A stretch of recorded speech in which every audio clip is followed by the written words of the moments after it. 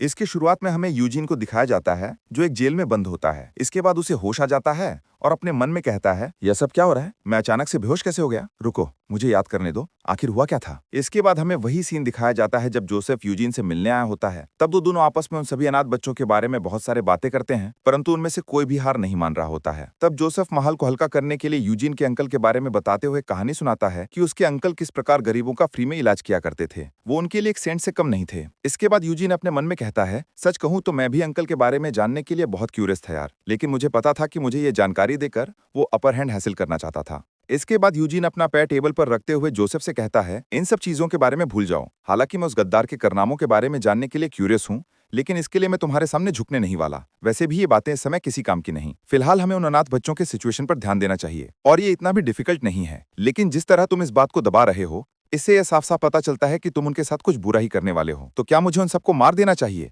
जो अब इसकी पूजा करते हैं? तब जोसेफ कहता है, क्या आप मुझे धमकी दे रहे हैं? वो भी मेरे ही टेरिटरी में। मैं इसे मजाक मान लेता हूँ। तब यूजीन कोल्ड लुक देते हुए कहता है, क्या तुम्हारी टेरिटरी? तुम इस छोटे से शहर को अपनी टेरिटरी बता रहे हो, जबकि सारी मिलिट्री फेलिविया के वफादार हैं, और तो और मिलिट्री में रहने वाले कई सारे लोग मेरे रिश्तेदार भी हैं, और तुम इसे मजाक कह रहे हो? फिलहाल इस समय उनसे ज्यादा अब इसको मिटाने के लिए सीरियस कोई भी नहीं है। और तुम्हें क्या लगता है, जब तुम्हारे और मेरे बीच लड़ाई होगी तो जिसे तुम अपोस्टल एडियार कहते हो, वो आखिर किसका साइड लेगा? ये सुनकर जोसेफ के पसीने छूटने लगते हैं। इसके बाद यूजीन कहता है, तुमने पूछा कि क्या मैं तुम्हें धमकी दे रहा हूँ?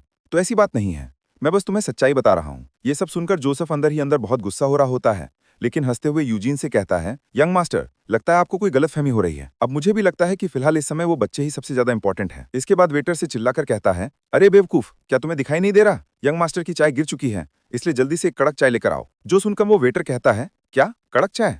अच्छा ठीक है, मैं समझ गया। इसके बाद सीन प्रेजेंट में आ जाता है और यूजीन अपने मन में कहता है, अब मुझे सब कुछ समझ में आ रहा है कि वो मेरे साथ इतने अच्छे से व्यवहार क्यों कर रहा था। इसके बाद हमें उसके छोटे पैर का सीन दिखाया जाता है। तब उसका भाई उससे कहता है, तुम्हें कभी भी अजनबी लोगों से कुछ भी नहीं खाना चाहिए। जो याद करके यूजीन कहता है, मुझे अपने भाई की बात को और अच्छे से सुनना चाहिए था, और क्या मैंने उन्हें कुछ ज्यादा ही डरा दिया था? चलो देखते हैं कि उन्होंने मुझे किस तरह बांध रखा है। इसके बाद यूजीन अपने मैजिक से अपने हाथ को आजाद कर लेता है और अपने मन में कहता है, वो लोग जरूर मेरे साथ डील करने में बहुत डर रहे होंगे, इसलिए उन्होंने जल्दबाजी में ये सब गड़बड़ी कर दी। लेकिन अगर वो सब डरे हुए हैं तो ये मेरे लिए और भी खतरनाक हो सकता है।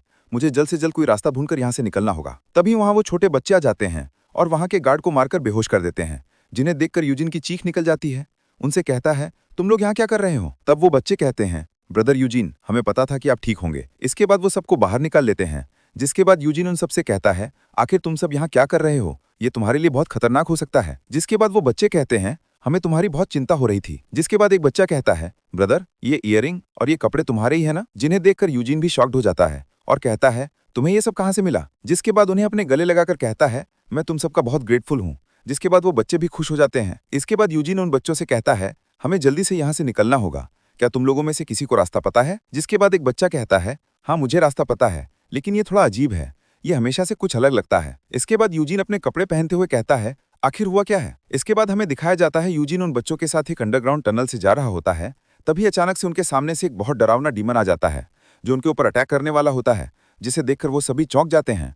और यूजिन कहता है, क्या यहाँ एक डीमन कैसे आ गया? लेकिन इससे पहले वो डीमन उनके ऊपर अटैक करता, यूजिन सिर्फ एक अटैक से ही उसे जलाकर राख कर देता और उन बच्चों से कहता है, यहाँ पर डीमन है, इसलिए सावधानी से मेरे पीछे खड़े रहो। लेकिन वो बच्चे यूजिन के इस पार को देखकर जस्ट शॉक्ड हो जाते हैं और अपने मन में कहते हैं, क्या उसने सिर्फ एक अटैक में ही उस डीमन को जलाकर राख बना दिया? इसके बाद उनमें से एक बच्चा कहता है, ये सच में बहुत डरावना था, लेकिन ऐसे क्रीचर्स आमतौर पर यहाँ देखने के लिए नहीं मिलते। इसके बाद उनमें से दूसरा बच्चा कहता है, देखा, मैंने कहा था ना, यहाँ कुछ तो गड़बड़ है। इसके बाद यूजिन अपने मन में कहता है, लगता है कि ये बच्चे इस चीज से बहुत फेमिलियर हैं। फिलहाल हम कैपिटल के बिल्कुल बीच में हैं, फिर भी सरफेस के सिर्फ एक लेयर के नीचे तक अबिस फैल चुका है और हमें दिखाया जाता है कि वहाँ के पूरे दीवार पर एक अजीब सा पैरासाइट चिपका होता है। इसके बाद यूजिन उन बच्चों से पूछता है, क्या ये हमेशा से ऐसा था? इसके बाद उन बच्चों में से एक लड़की कहती है, ये पहली बार है कि मैंने इसे इतना बड़ा देखा है। इसके बाद उनमें से दूसरा बच्चा कहता है, लेकिन अब हम क्या करेंगे?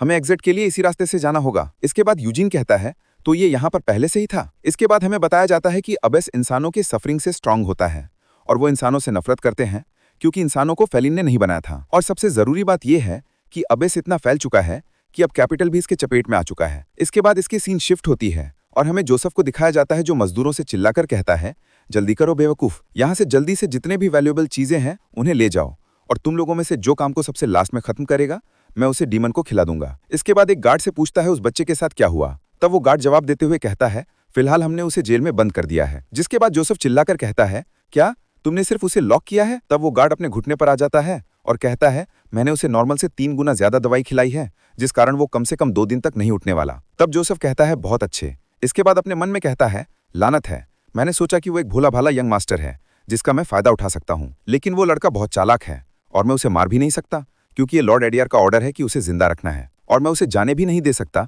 क्योंकि वो हमारे बारे में मिलिट्री को बता सकता है। हमारे पास कोई चॉइस नहीं है।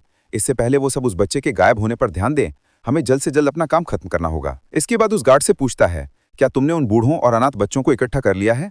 तब वो गार्ड कहता है, हाँ बिल्कुल, हमने ज्यादा से ज्यादा लोगों को पकड़ने की कोशिश की है। तब जोसेफ कहता है, बहुत अच्छे, फिलहाल मैं यहीं पर रुकूंगा और उन लोगों को ढूंढूंगा जो यहाँ से भाग गए हैं, और तब भी लोग कम पड़े तो छोटे बच्चों को भी ले आओ। इसके बाद वो गार्ड कहता है, जैसा आप कहें। तब जोसेफ कहता है, याद रखना, जितना ज्यादा फूड उतना ज्यादा बेहतर रिजल्ट। ये सुनकर वो सारे लोग बहुत घबरा जाते हैं और उनमें से एक बूढ़ा कहता है, खाना? आखिर तुम्हारा इससे क्या मतलब है? तभी उसके सामने एक बहुत बड़ा मॉन्स्टर आ जाता है और उसे खा जाता है, जिसे देखकर सारे लोग बहुत डर जाते हैं। इसके बाद वो मॉन्स्टर कहता है, जब तक मैं सेटिस्फाई नहीं हो जाता तब तक मुझे ब्लड और फ्लैश दो। इसके बाद सीन शिफ्ट होती है और हमें यूजीन को दिखाया जाता है जो अपने मन में कहता है, मैंने ऐसा कभी नहीं सोचा था कि अभी हमारे कैपिटल तक पहुंच जाएगा और इतनी तेजी से फैलने भी लगेगा। इसके बाद उन बच्चों से कहता है, यहीं पर मेरा इंतजार करो, मैं पहले जाकर चेक करके आता हूं कि ये रास्ता सेफ है या नहीं। इसके बाद आगे जाते हुए अपने मन में कहता है, यहाँ पर किसी भी समय कहीं से भी मॉन्स्टर अपीयर हो सकते हैं और इस बात में कोई भी शक नहीं है। तभी यूजीन को अंधेरे में कोई दिखाई देता है, जिसके बाद यूजीन उसके ऊपर अटैक कर देता है। वो दूसरा आदमी भी यूजीन के ऊपर अटैक कर देता है, लेकिन वे दोनों एक दूसरे के अटैक को ब्लॉक कर लेते हैं और दोबारा अटैक करने वाले होते हैं, लेकिन वे दोनों अपने अटैक को बीच में ही रोक लेते हैं और कहते हैं, लवेंट? यूजीन? तब यूजीन कहता है, तुम यहाँ क्या कर रहे हो? तब लवेंट दोबारा अटैक पोजीशन में आते हुए कहता है, मैं तुम्हें यहाँ मारने आया हूँ। ये सुनकर यूजीन कुछ भी समझ नहीं पाता। फिलहाल ये वीडियो यहीं पर खत्म होती है। अगर वीडियो अच्छी लगे तो वीडियो को लाइक करें, चैनल को सब्सक्राइब करें। मिलते हैं एक और नए वीडियो में, तब तक के लिए बाय बाय।